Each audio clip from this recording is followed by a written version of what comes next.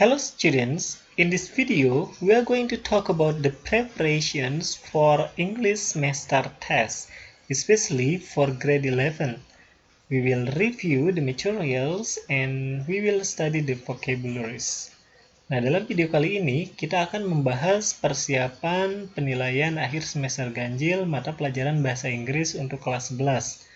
Kita akan mereview materi-materi yang telah kita pelajari dan kita akan menghafalkan kosakata-kosakata yang paling sering muncul dalam penilaian akhir semester bahasa Inggris. Nah, materi yang akan kita review atau materi yang akan diujikan dalam PAS terdiri dari 5 materi.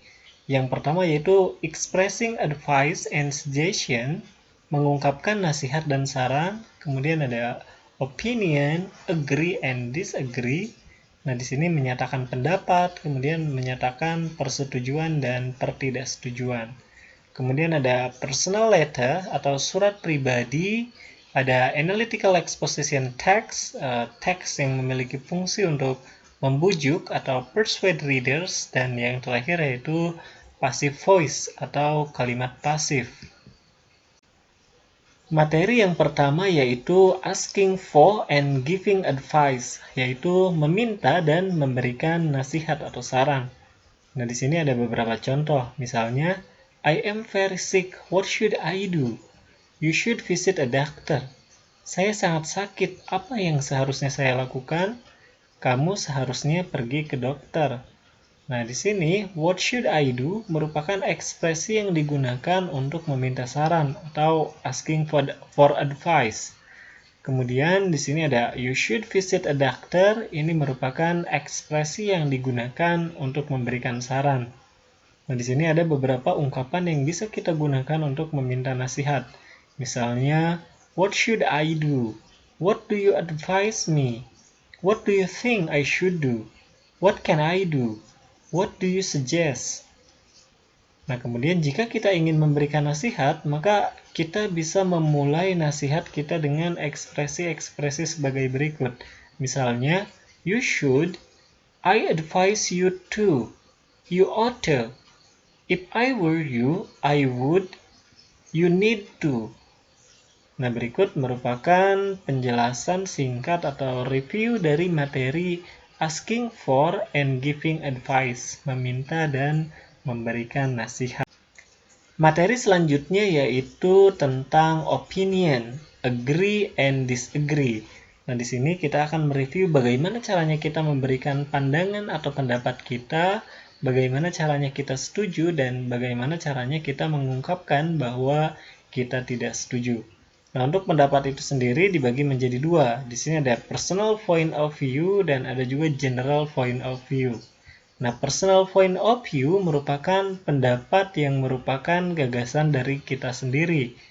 Nah, sebagai contoh, untuk menyampaikan gagasan diri kita, kita bisa memulai dengan mengucapkan in my experience, dalam pandangan saya atau dalam pengalaman saya. Kemudian ada as far as I'm concerned, in my opinion, personally, I think I'd say that, I'd like to point out that, I believe that. Nah, itu merupakan personal point of view. Nah, ada lagi yang disebut dengan general point of view atau sudut pandang secara umum. Nah, kita bisa memulainya dengan mengucapkan it is thought that, some people say that, it is considered, atau it is generally accepted that. Nah, ketika seseorang mengungkapkan pendapatnya, maka respon kita ada dua.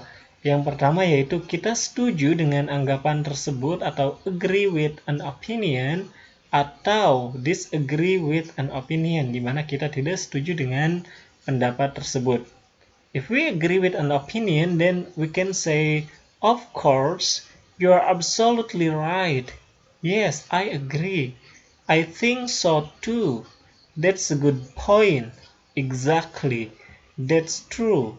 Neither do I. I couldn't agree more.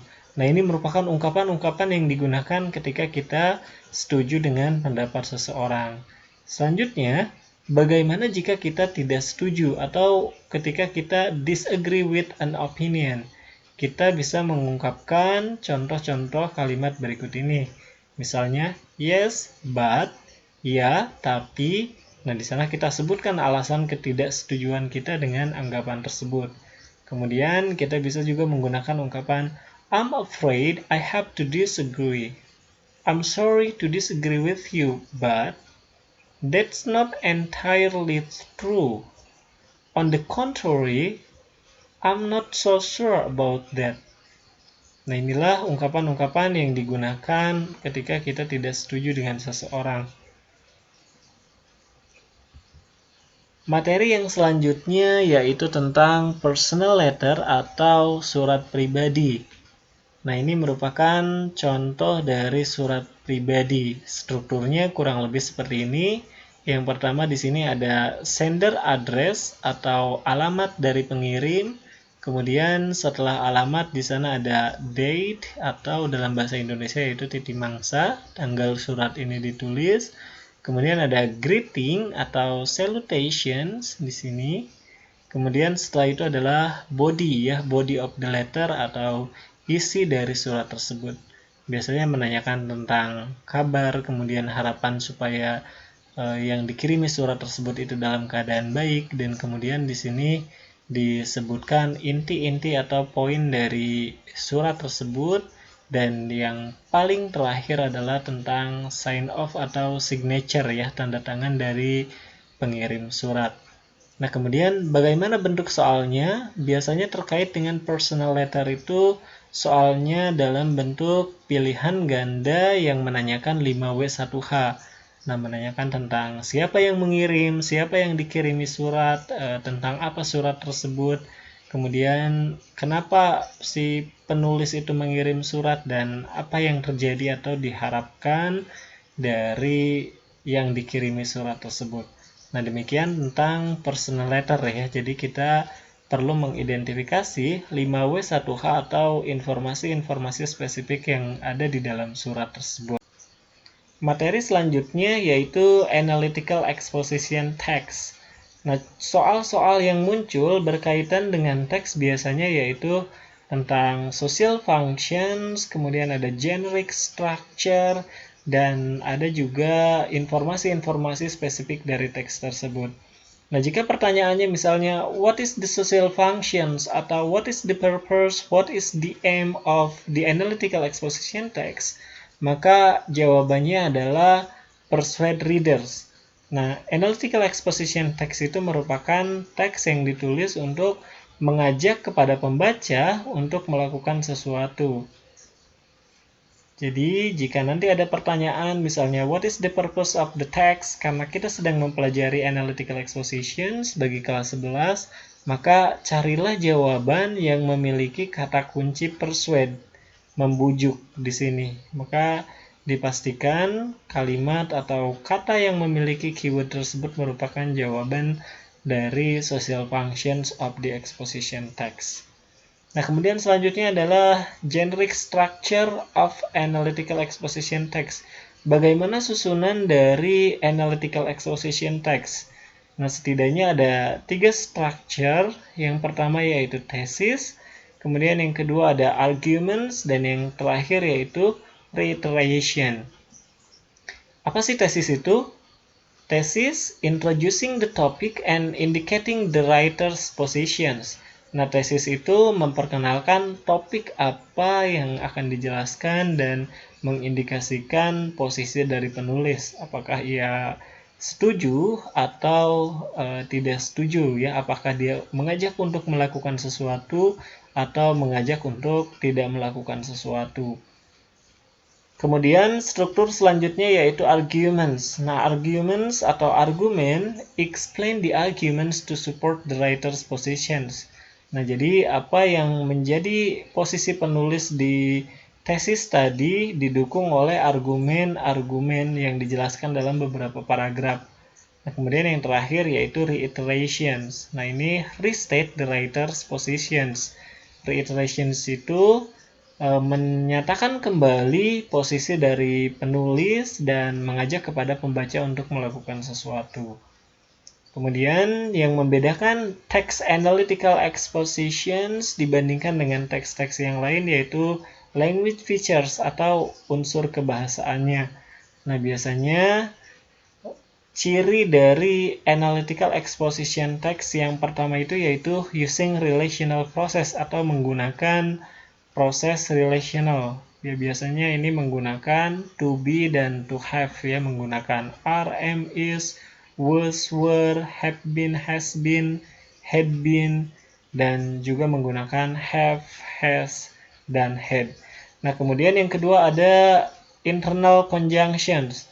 Nah, internal conjunctions ini adalah kata hubung yang menghubungkan antar kalimat atau antar paragraf di dalam teks. Seperti moreover, secondly, therefore, dan lain sebagainya.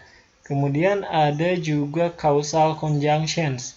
Nah, causal conjunctions itu merupakan konjungsi sebab akibat, ya, seperti jika, maka, ini menyebabkan, ya, seperti therefore, kemudian thus, dan lain sebagainya.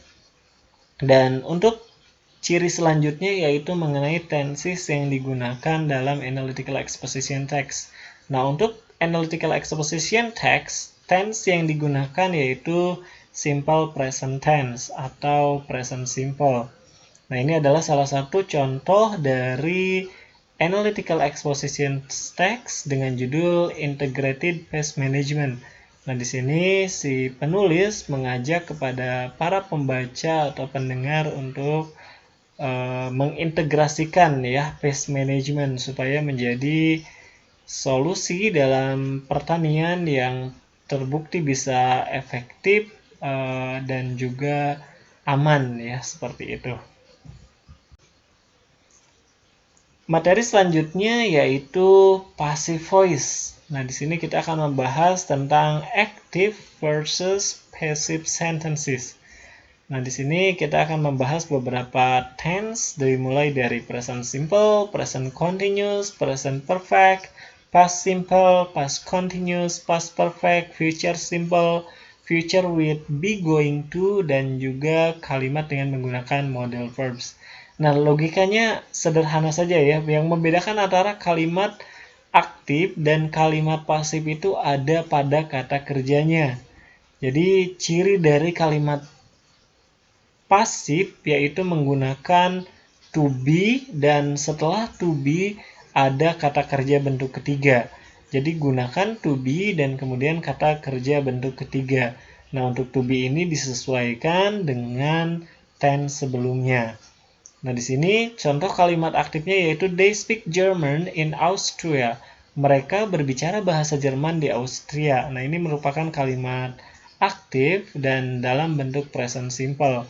Maka jika kita ingin mengubah kalimat tersebut menjadi kalimat pasif, maka yang tadinya objek di sini akan berubah menjadi subjek penderita.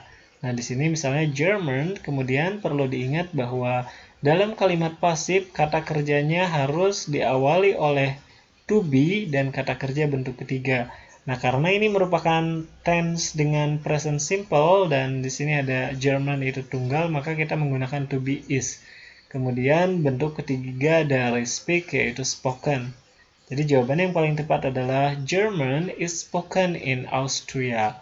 Bahasa Jerman diucapkan atau digunakan di Austria. Nah, bagaimana dengan present continuous? Sama saja, ya. Kita tinggal menggunakan to be, kemudian kata kerja bentuk ketiga. They are planting some trees. Mereka sedang menanam beberapa pohon. Some trees, beberapa pohon, kita gunakan to be. Karena ini kata kerjanya dalam bentuk ing, continuous, maka kita gunakan being, ya. Jadi some trees, dan ini juga jamak, maka kita gunakan are, tambah being, dan kata kerja bentuk ketiga dari plant, yaitu planted. Kemudian untuk present perfect, di sini ada someone has eaten my muffin. Tinggal diubah menjadi my muffin. Ini muffinnya tunggal, berarti kita menggunakan has been eaten. Nah, seperti itu. Untuk past simple, close menjadi was closed, was not feeding menjadi were not being fed, Kemudian had put out menjadi had been put out. Will find menjadi will be find. Are going to rise menjadi are going to be raised. Kemudian can solve menjadi can be solved. Nah, demikian materi-materi atau review dari bahan ajar yang akan diteskan dalam PAS semester ganjil kelas 11. Selanjutnya, kita akan mempelajari vocabulary atau kosakata yang sering muncul dalam PAS Bahasa Inggris. Nah, silahkan nanti teman-teman hafalkan, pahami, dan gunakan, sehingga teman-teman benar-benar mengingat kosakata tersebut. Nah, untuk PDF dari materi ini, teman-teman bisa download dari link di deskripsi video ini. Baik, kosakata yang pertama yaitu advice. Nah, advice memiliki arti nasihat, kemudian ada suggestion yang berarti saran, drowsy berarti mengantuk, dizzy berarti pusing, resistant sama dengan tahan, fragile rapuh, fascinating menarik, knowledge pengetahuan, conversation percakapan, except kecuali, suitable cocok, proper tepat, true benar, false salah. Kemudian bagian yang kedua di sini ada agree yang memiliki arti menyetujui, disagree tidak setuju, affect mempengaruhi, disadvantage kerugian, lie down berbaring, advertise mengiklankan, hold mengadakan, conclude menyimpulkan, tell menceritakan, describe menggambarkan, entertain menghibur, persuade membujuk, merayu atau mengajak, mean bermaksud, assume menganggap, develop mengembangkan, dan raise menaikkan. Nah, demikian persiapan untuk PAS ganjil mata pelajaran Bahasa Inggris kelas 11. Semoga sukses dan semoga diberikan nilai terbaik untuk penilaian akhir semesternya. Demikian, wassalamualaikum warahmatullahi wabarakatuh.